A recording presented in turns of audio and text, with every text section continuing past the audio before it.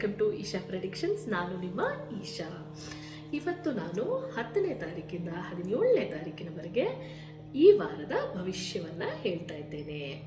ಈ ವಾರ ಹೇಗಿರುತ್ತೆ, ಸಾಮಾನ್ಯವಾಗಿ ಯಾರಿಗೆ ಅವರವರ ರಾಶಿ ಗೊತ್ತಿರಲ್ವೋ ಅವರಿಗೆ ಈ ವಾರ ಹೇಗಿರುತ್ತೆ ಅಂತ ಮೊದಲು ನಾವು ನೋಡಿಬಿಡೋಣ. ಸೊ ಯಾರಿಗೆ ಅವರ ರಾಶಿ ಗೊತ್ತಿಲ್ವೋ ಅಂಥವರಿಗೆ ಈ ವಾರ ಬಹಳ ಒಳ್ಳೆಯ ವಾರವಾಗಿದೆ. ಈ ವಾರ ನಿಮಗೆ ಆದಷ್ಟು ಶುಭ ಕಾರ್ಯಗಳು ಮತ್ತು ಯಾವುದೇ ರೀತಿಯ ಅಡ್ಡಿ ಆತಂಕಗಳು ಇರುವುದಿಲ್ಲ. ಅಂದುಕೊಂಡ ಕಾರ್ಯವೆಲ್ಲ ಸಿದ್ಧಿಯಾಗುವ ಸಮಯ. ಜೊತೆಗೆ ಧನಲಾಭ ಸಹ ಕಾಣಿಸ್ತಾ ಇದೆ. ಈ ವಾರ ನಿಮ್ಮ ಲಕ್ಕಿ ನಂಬರ್ ಬಂದು 3 ಹಾಗೂ ಲಕ್ಕಿ ಕಲರ್ ಬಂದು ಯೆಲ್ಲೋ. ಮುಂದುವರೆದು ಮೊದಲನೇದಾಗಿ ಮೇಷರಾಶಿಯವರಿಗೆ ಬಹಳಷ್ಟು ಒಳ್ಳೆಯ ಕೆಲಸ ಆಗುವಂತಹ ವಾರವಾಗಿದೆ. ಯಾವುದಾದರೂ ಕಾರ್ಯ ಆಗಬೇಕಿದ್ದಲ್ಲಿ ಅಥವಾ ನೀವು ನೆನೆಸಿಕೊಂಡಿದ್ದಲ್ಲಿ ಆ ಕಾರ್ಯ ಈ ವಾರ ಫಲಿಸುತ್ತದೆ. ಅದು ಒಳ್ಳೆಯದಾದರೂ ಆಗಲಿ ಕೆಟ್ಟದಾದರೂ ಆಗಲಿ ಅದು ನಿಮಗೆ ದಕ್ಕಬೇಕಾಗಿತ್ತು ಅಂದಲ್ಲಿ ಅದು ನಿಮಗೆ ದಕ್ಕುತ್ತೆ.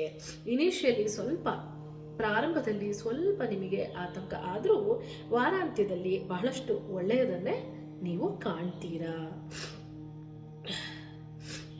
ಅಡ್ಡಿ ಆತಂಕಗಳು ಹೆಚ್ಚಾದರೆ ಕೆಂಪು ಗುಲಾಬಿಯಿಂದ ಗಣೇಶನನ್ನ ಪೂಜೆ ಮಾಡಿದರೆ ನಿಮಗೆ ಈ ವಾರ ಒಳ್ಳೆಯ ಫಲ ಸಿಗುತ್ತದೆ. ಮುಂದುವರೆದು ವೃಷಭ ರಾಶಿ.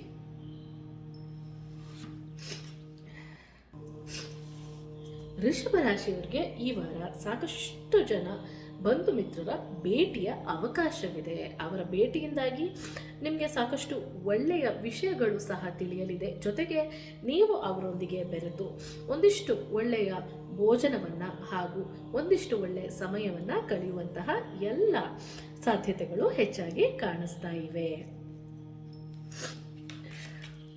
ಮಿಥುನ ರಾಶಿ.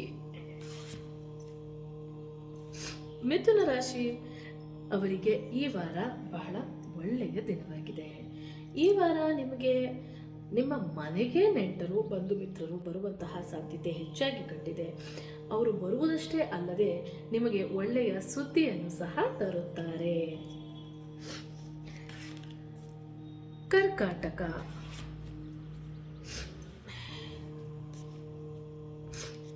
ಕರ್ಕಾಟಕ ರಾಶಿಯವರಿಗೆ ವಾರದ ಆರಂಭದಲ್ಲಿ ಒಂದಿಷ್ಟು ಗೊಂದಲಗಳು, ಒಂದಿಷ್ಟು ಅಲ್ಪ ಕಾರ್ಯ, ಅಂದುಕೊಂಡಂತಹ ಸಮಯದಲ್ಲಿ ಕೆಲಸದ ಒಂದು ಸಿದ್ಧತೆ ಆಗಲಿ ಅಥವಾ ಆ ಕೆಲಸ ಆಗುವಂಥದ್ದಾಗಲಿ ಆಗುವುದು ಕಾಣಿಸ್ತಾ ಇಲ್ಲ. ಹಾಗಾಗಿ ಒಂದಿಷ್ಟು ಚಿಂತೆ ಇರುತ್ತೆ, ಒಂದಿಷ್ಟು ಪರದಾಟ, ಒಂದಿಷ್ಟು ಅಲ್ಪ ಲಾಭ, ಒಂದಿಷ್ಟು ಬೇಡದರ ಯೋಚನೆಗಳು ಆರಂಭದಲ್ಲಿ ಕಂಡು ಬಂದರೂ ವಾರಾಂತ್ಯದಲ್ಲಿ ಇದು ಒಳ್ಳೆಯ ರೀತಿಯಲ್ಲಿ ತಿರುಗಿ ನಿಮಗೆ ಲಾಭವನ್ನೇ ತಂದುಕೊಡುತ್ತದೆ. ಯಾಕೋ ಕೆಲಸಗಳು ಆಗ್ತಾ ಇಲ್ಲ ಅಂತ ಕರ್ಕಾಟಕ ರಾಶಿಯವರಿಗೆ ಅನ್ನಿಸಿದ್ದಲ್ಲಿ ಅವರು ಬಿಳಿಯ ಪುಷ್ಪದಿಂದ ಅವರ ಇಷ್ಟ ದೇವರನ್ನ ಪೂಜಿಸಿದರೆ ಅವರಿಗೆ ಸಾಕಷ್ಟು ನೆಮ್ಮದಿ ಸಿಗುತ್ತದೆ ಈ ವಾರ. ಸಿಂಹರಾಶಿ. ಸಿಂಹರಾಶಿ ಅವರಿಗೆ ಈ ವಾರ ಯೋಚಿಸುತ್ತಿದ್ದ, ಚಿಂತೆ ಮಾಡುತ್ತಿದ್ದಂತಹ ಯಾವುದಾದರೂ ವಿಷಯ ಅಥವಾ ಒಂದಿಷ್ಟು ಕೆಲಸಗಳು ಆಗ್ತಾ ಇಲ್ಲ ಅಂದಿದ್ದು ಎಲ್ಲವೂ ಸುಗಮವಾಗಿ ಸಾಗುವಂತಹ ವಾರ ಇದಾಗಿದೆ. ಹಾಗಾಗಿ ನಿಮ್ಮ ಚಿಂತೆಗೆ ಒಂದು ಒಳ್ಳೆಯ ಲಾಭ, ಸುಖದ ಒಂದು ಲಾಭ ದೊರೆಯುತ್ತೆ. ಕನ್ಯಾ ರಾಶಿ.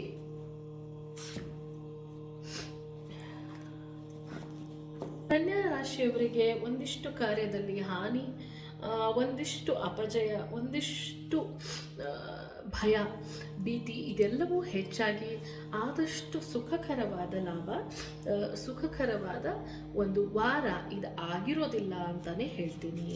ಹಾಗಾಗಿ ನೀವು ಯಾವುದಾದರೂ ಪರಿಮಳ ಬೀರುವಂತಹ ಬಿಳಿಯ ಪುಷ್ಪವನ್ನು ನಿಮ್ಮ ಮನೆ ದೇವರಿಗೆ ಸಲ್ಲಿಸಿದರೆ ಈ ವಾರ ನಿಮಗೆ ಒಂದಿಷ್ಟು ರಿಲೀಫ್ ಸಿಗ್ಬೋದು ಅಂತ ಹೇಳ್ತೀನಿ. ಮುಂದೆ ತುಲಾರಾಶಿ.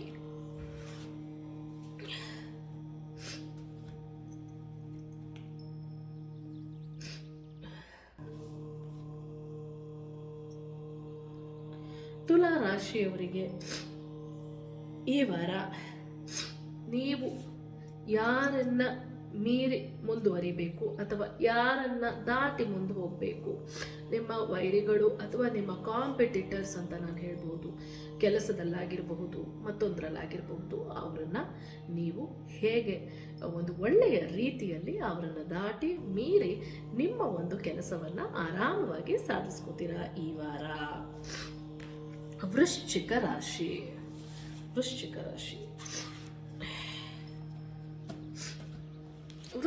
ರಾಶಿಯವರಿಗೆ ಈ ವಾರ ಕಾರ್ಯಲಾಭ, ರಾಜ ಸನ್ಮಾನ, ಬಹಳ ಒಳಿತಾದಂತಹ ವಾರವಾಗಿದೆ ಇದು.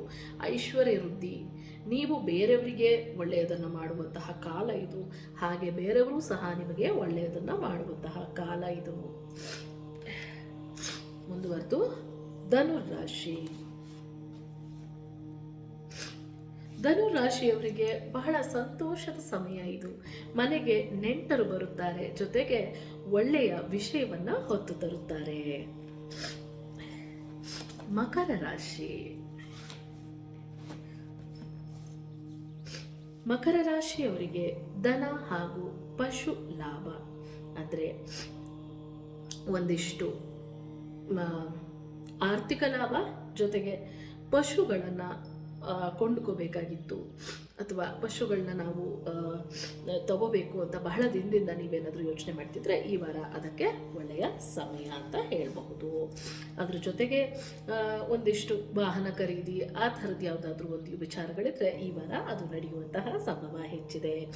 ಅದರ ಜೊತೆಗೆ ಬಂಧುಗಳ ದರ್ಶನದಿಂದ ನಿಮಗೆ ಒಳ್ಳೆಯದಾಗುವಂತಹ ಸಮಯ. ಕುಂಭರಾಶಿ.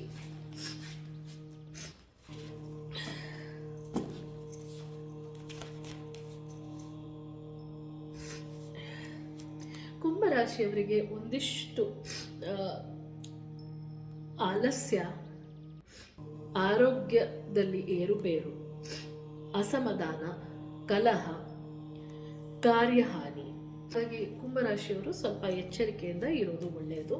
ಪರಿಹಾರಕ್ಕಾಗಿ ಶಂಖಪುಷ್ಪ ಅಥವಾ ತುಳಸಿಯಿಂದ ಕೃಷ್ಣನಿಗೆ ಪೂಜೆ ಮಾಡಿದರೆ ಸಾಕಷ್ಟು ಸಮಾಧಾನವನ್ನು ನೀವು ಕಾಣಬಹುದು ಈ ವಾರ.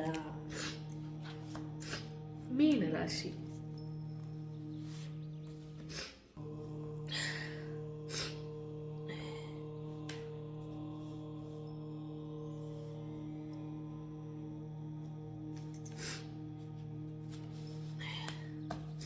ಮೀನರಾಶಿಯವರಿಗೆ ಈ ವಾರ ನಿಮಗೆ ನಿಮ್ಮದಲ್ಲದ ತಪ್ಪಿಗೆ ನಿಮ್ಮ ಮೇಲೆ ಆರೋಪ ಹೊರಿಸುವಂತಹ ಎಲ್ಲ ಸಾಧ್ಯತೆಗಳು ಹೆಚ್ಚಾಗಿ ಕಾಣಿಸ್ತಾ ಇದೆ. ಒಂದಿಷ್ಟು ಕಲಹ ನಡೆಯುತ್ತೆ, ಒಂದಿಷ್ಟು ಹೆದರಿಕೆ, ಯಾರಾದರೂ ಏನನ್ನಾದರೂ ನನ್ನಿಂದ ಕಳ್ಳತನ ಮಾಡಬಹುದಾ ಎಂಬುವ ಹೆದರಿಕೆ ಕೂಡ ಸ್ವಲ್ಪ ಜಾಸ್ತಿಯಾಗಿ ಕಾಣಿಸ್ತಾ ಇದೆ. ದಯವಿಟ್ಟು ಸ್ವಲ್ಪ ಎಚ್ಚರಿಕೆಯಿಂದ ಇರಿ ಈ ವಾರ. ಪರಿಹಾರಕ್ಕಾಗಿ ಹಳದಿ ಹೂವನ್ನು ಗಣೇಶನಿಗೆ ಅರ್ಪಿಸಿ. ಧನ್ಯವಾದಗಳು. ಮತ್ತೆ ಮುಂದಿನ ಸಂಚಿಕೆಯಲ್ಲಿ ಭೇಟಿಯಾಗೋಣ.